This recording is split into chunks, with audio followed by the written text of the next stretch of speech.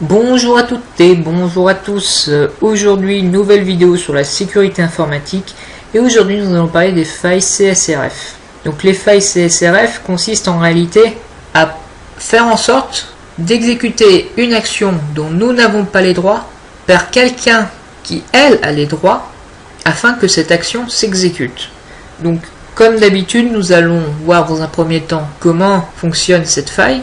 Puis dans un second temps, nous allons voir comment nous en prémunir.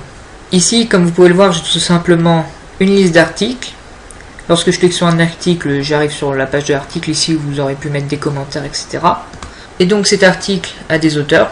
Donc ici, il y a deux articles, donc un de Bignay et un de Yann. Et ici, comme vous voyez, j'ai mes différents users. Et en cliquant dessus, je pourrais me connecter sous le compte de l'un ou sous le compte de l'autre. Comme vous pouvez le voir, là, je suis sous le compte de Yann, qui n'est qu'un simple membre, qui est l'auteur de cet article, et donc je peux modifier que cet article-là. Au contraire, Bignay est un administrateur, je peux donc modifier tous les articles. Et moi, voilà, là, je suis connecté sous le login de Yann, et j'aimerais faire en sorte de supprimer l'article de Bignay. Faisons preuve d'un peu d'observation.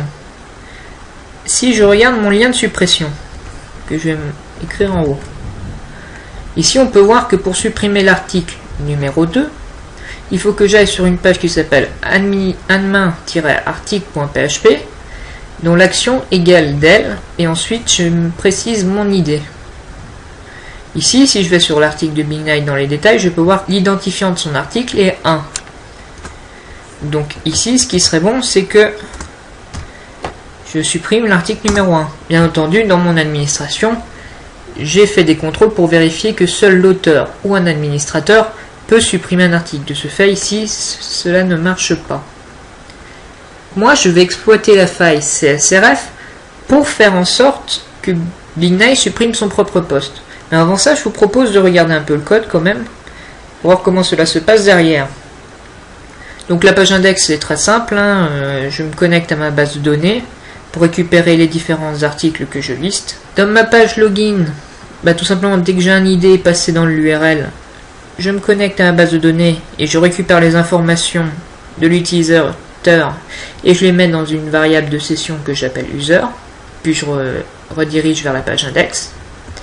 Ici, dans ma page index, je vérifie si il y a bien un utilisateur connecté, et si c'est le cas, je vérifie si l'ID correspond à l'auteur de l'article ou si le rang de l'utilisateur est un administrateur. Dans ce cas, je mets les liens d'administration pour éditer ou supprimer un article.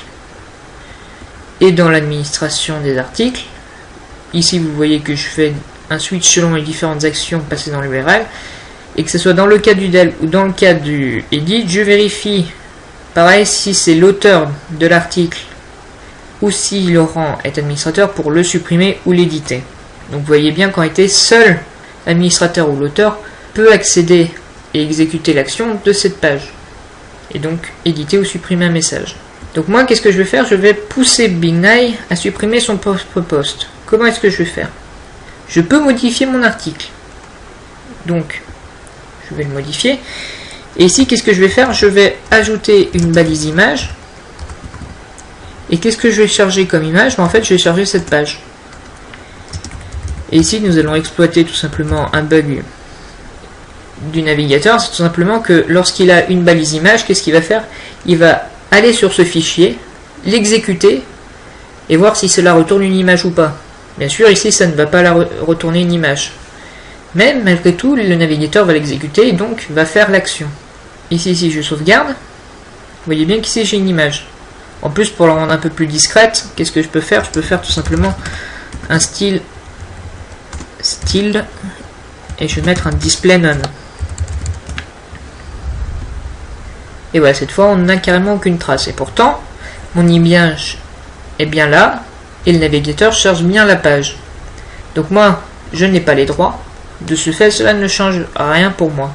Par contre, quand Bignay va se connecter, vous voyez tout de suite, voilà, là je me suis connecté, j'ai chargé ma page, et donc en réalité, le navigateur a exécuté le script qui est dans l'image.